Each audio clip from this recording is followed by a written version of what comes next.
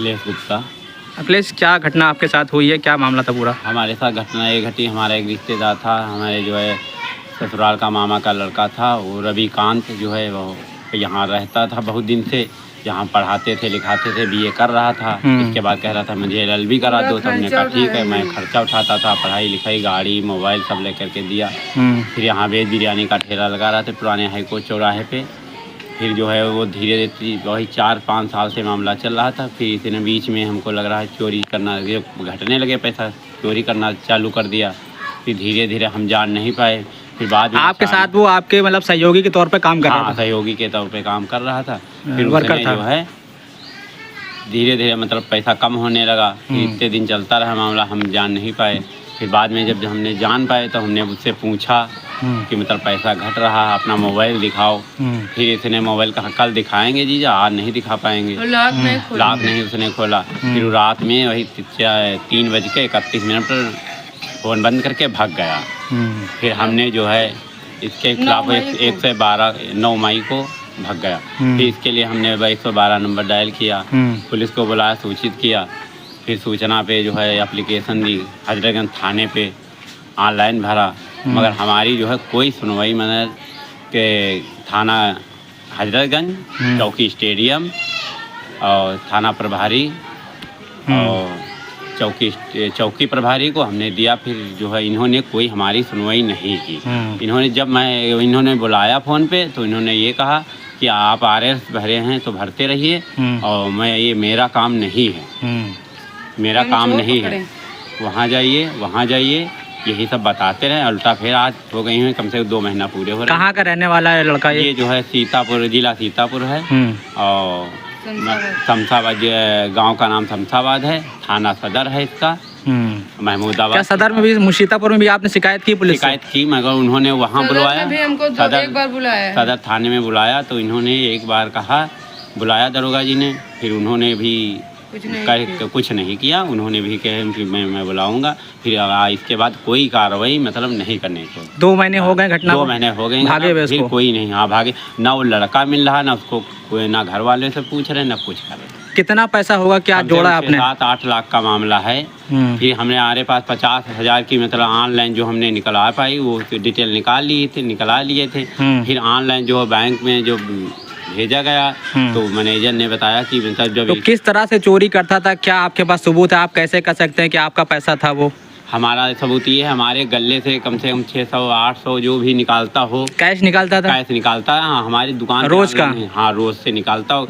तब तो जो है ऑनलाइन ये बाहर करवाता था, बस अड्डे पे जाकर। आपके दुकान से कैश निकाला उसने, बाहर जाके ऑनलाइन कराया, ऑनलाइन करा के अपने अकाउंट में भेज दिया, क्योंकि उसको हमें घर जाने नहीं दे, वो जाता नहीं था। तो यहीं ऑनलाइन जो है करवाता था। फिर ऑनलाइन में यानी कैश पैसा वो दे के ऑनलाइन अपने में ट्रांसफर करा लेता था, अपने में ट्रांसफर करा लेता था अपने खाते में। हाँ, मगर हमारी इस समय कोई सुनवाई नहीं अभी तक हुई है। और जहाँ मतलब उन्होंने कहा जहाँ तक जाओ, वहाँ जहाँ तक RS भरो, चाहे जो हो, ये मेरा काम नहीं है। IGRS से आपने शिकायत की? मगर होटल पे ये काम नहीं है, और मैं पैसा कैसे दिलवा सकता हूँ उसका?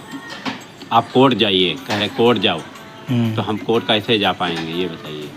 तो आपकी क्या मांग है सरकार से? क्या मांग है हमारी? तो सरकार बाबा योगी से, जब ये सभी नियम हैं तो इनका पालन करना चाहिए, कम से कम देखना चाहिए कि मतलब कोई छोटा आदमी, गरीब आदमी जाता है तो उसकी सुनवाई करना चाहिए, उसको बुलाना चाहिए, बैठकर बुला लेते उनको।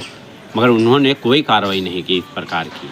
हमने शिकायत कर दी, बस कोई मतलब। ललिता गुप्ता। आपने शिकायत की है, अपने नाम से प्रार्थना पत्र दिया है, क्या उसमें आरोप लगाया, क्या घटना हुई है? सर, हम गए थे पहले कैसरबाग गए थाने, वहाँ एप्लीकेशन दिया। वहाँ उन्होंने कहा कि हम यहाँ मतलब यहाँ का मेरा केस नहीं, आप हजरतगंज जाइए। हजरतगंज थाने यहाँ गए थे इंचार्ज चौकी के पास, तो उन्होंने बुला के हमको फ़ोटो खींच लिया और उन्होंने कहा जाओ, अब हम कुछ नहीं कर सकते, ये हमसे बस डांट के भगा देते हैं, कुछ नहीं कर, हम कोई कार्रवाई नहीं करेंगे। हमारे सर बताइए 3 बच्चे हैं, हम कहाँ जाएं, क्या करें? हमारे 3 बच्चे ना पढ़ाई लिखाई करवा पा रहे हैं, ना कुछ। स्कूल में पेपर था, वहाँ गए सर, तो उन्होंने हमको धक्का दे के भगा दिया, कहा जो करना हो कर लीजिए जाके, हम कुछ नहीं मेरा बिगाड़ सकती। तो हमने कहा ठीक है, कुछ नहीं, हमको धक्का दे दिया और चले गए वहाँ से। किसने धक्का दे दिया? रविकांत गुप्ता ने। उनको हम पकड़ा, हमने कहा चलो साथ में, उन्होंने कहा नहीं जाएंगे, जो करना है करो जाके, हम हमारा कुछ नहीं कर सकती। तो हम वहाँ से चले आए। फिर उसके बाद उनके घर गए, मतलब एक बार फिर वहाँ सदर थाने में बुलाया गया हमको, वहाँ भी गए, वहाँ भी फ़ोटो खींच के हमको तुरंत कहा कि आप जाइए कुछ कार्रवाई कर। वहाँ से OTP आया, हमने बता दिया, कुछ नहीं, वहाँ से भी नहीं किया।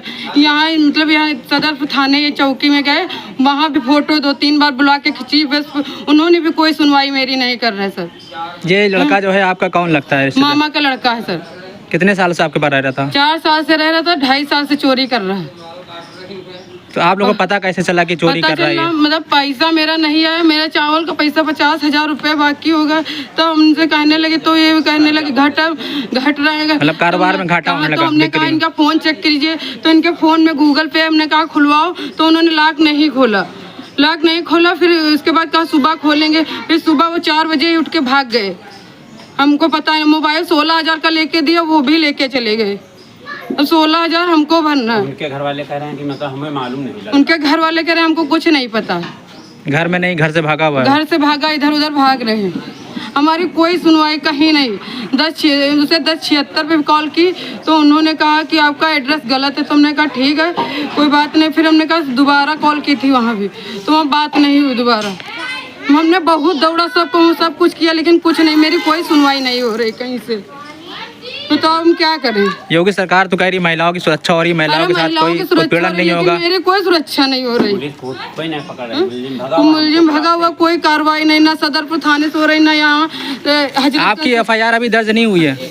अभी कुछ नहीं हुआ है, खाली एप्लीकेशन हम डाल रहे हैं बराबर, वहाँ बुला के फ़ोटो खींच लेते, बस कुछ नहीं।